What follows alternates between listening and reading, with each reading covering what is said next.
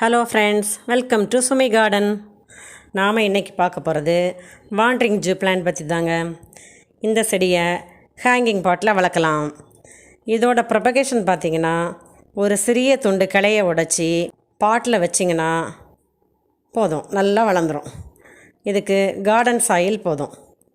தினமும் தண்ணி தெளித்து ஊற்றிங்கன்னா நல்லபடியாக வளரும். இதை ஹேங்கிங் பாட்டில் வைக்கும்போது கீழே ரொம்ப நீளமாக தொங்குற மாதிரி வளரும்.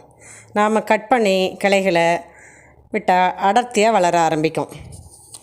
இதற்கு சன்லைட் ரொம்ப அவசியம். செமி சைட்லேயும் வளர்க்கலாம்.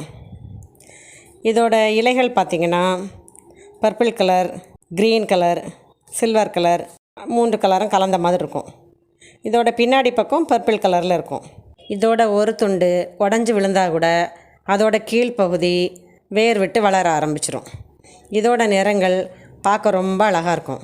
ஹேங்கிங் பாட்டில் இருக்கும்போது இதன் கீழ்ப்பகுதி பர்பிள் கலர் நல்லா தெரியும். இதையே பாட்டில் வைக்கும்போது மேல் பகுதி ரொம்ப அழகாக இருக்கும். இந்த செடியை இஞ்சி பிளான்ட் அப்படின்னும் சொல்லுவாங்க. இந்த வாண்டரிங் ஜூ செடி உங்கள் தோட்டத்தை அலங்கரிக்கட்டும்.